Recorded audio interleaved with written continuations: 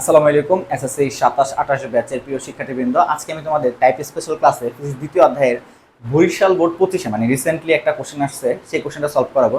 মূলত ওই যে মিলিত হওয়ার যে কনসেপ্ট, ওইটা যদি তুমি ভালোভাবে বুঝে থাকো তাহলে এগুলো খুব সহজে বুঝবো।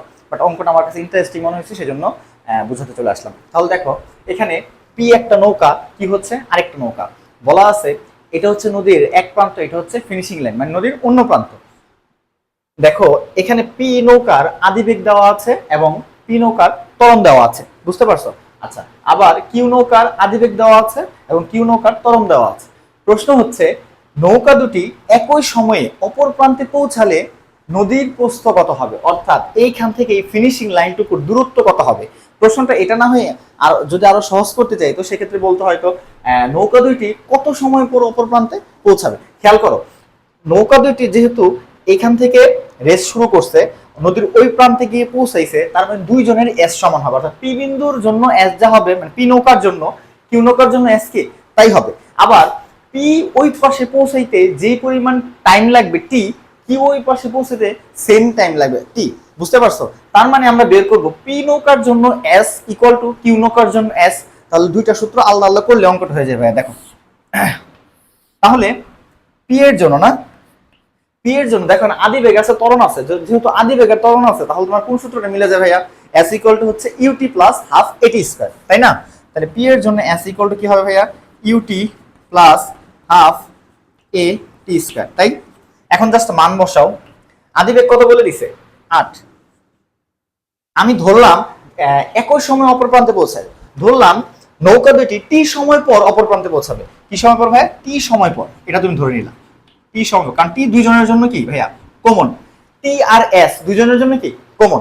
আচ্ছা, তাহলে এখানে লিখলাম টি প্লাস হাফ, এর মান কত দেওয়া আছে ভাইয়া? 4 টি স্কয়ার, বুঝতে পারছো? তাহলে কত হয়?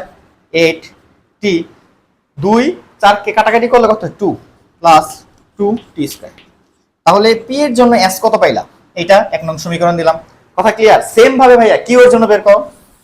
সেম ভাবে কিউ এর জন্য যদি হয় s ইকুয়াল টু, ডাইরেক্ট মান বসাই রে। হ্যাঁ, ইউ এর মান কত? দেখো এখানে দেওয়া আছে কত? 5 টি প্লাস, তারপরে কি আছে ভাইয়া? হাফ এ কত? এ হচ্ছে 6 টি স্কয়ার। তাহলে কত আসে?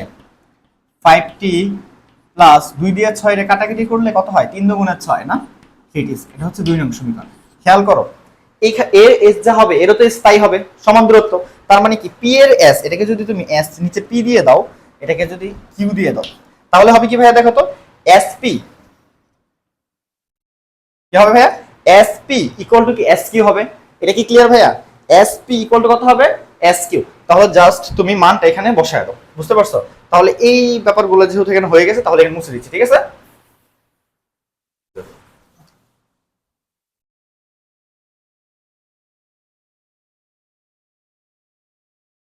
আচ্ছা, কত মান পাইছো? তাহলে বলতে পারো কি এস পি ইকুয়াল টু হচ্ছে এস কিউ, প্রশ্ন মতে না? তাহলে এখন মান বসায় দাও just. 80 plus 2t square equal to 5t plus 3t square. সবগুলোকে যদি এক পাশে নিয়ে আসো তাহলে কি হয়? 3t স্কয়ার, এখানে যা আছে সবগুলোকে পাশে ট্রান্সফার করে দিচ্ছে, বুঝছো? Plus 5t minus 8t minus 2t square equal to কত হবে? 0। তাহলে এখান থেকে কি পাচ্ছ? 3t স্কয়ার থেকে 2t স্কয়ার বাদ দিলে কি হবে? t square. 8 থেকে 5 বাদ দিলে কত হয়? 3 মাইনাস 3t ইকুয়াল টু হচ্ছে 0। এখানে কি ভাইয়া t কমন যায় না? এখানে কি হয় দেখো, এখানে ভাইয়া t কমন নেওয়া যায়, তাই তো? তাহলে t যদি common now, t minus 3 equal to হচ্ছে 0। তাহলে এখান থেকে ক্যালকুলেশনে কি পাবা? t ইকুয়াল টু হচ্ছে 0 অথবা t ইকুয়াল টু হচ্ছে কত? 3। আচ্ছা, 0 সেকেন্ডে কি নদীর পারে যাওয়া পসিবল? তার মানে কি এই ব্যাপারটা গ্রহণযোগ্য না, এই ব্যাপারটা কি না গ্রহণযোগ্য না। তার মানে t এর মান কত ভাই? 3 সেকেন্ড। t এর মান কত? 3 সেকেন্ড। তার মানে 3 সেকেন্ড পর নৌকা দুটি অপর প্রান্তে পৌঁছাবে, নদীর ওই পাশে, ঠিক আছে? এখন বলো নদীর প্রস্থ। তুমি টি এর মানটা এই সমীকরণ অথবা এই সমীকরণ যে কোনো একটা দিয়ে বসালে মান আইসা পড়বে, বুঝতে পারছো? তাহলে ধর আমি 1 নং সমীকরণে বসাই, তাহলে এস পি বা শুধু এস বলতে পারো, কারণ S T equal to S Q equal to কত হয় 8, টি কত ভাইয়া 3 প্লাস 2, টি কত ভাইয়া 3 স্কয়ার, তাহলে কত হয় দেখো তো 3টা 24 প্লাস 3 স্কয়ার করলে কত হয় 9, 9 দুগুণে 18, 8 আর 4 12 2 হাতাস 1, 2 আর 1 3 আর 1 4 এত মিটার। দেখো তো ভাই যোগটা ঠিক আছে কিনা, 8 4 12 2 হাতাস 1, 2 আর 1 3 আর 1 4, অর্থাৎ নদীর প্রস্থ হবে 42 মিটার। আশা করি তোমরা ম্যাথটা সহজেই বুঝতে পারছো, তাহলে তোমার জটিল জটিল ম্যাথগুলো খুব সহজে করতে পারবে ইনশাআল্লাহ।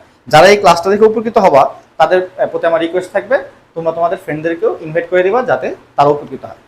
ঠিক আছে, আসসালামু আলাইকুম।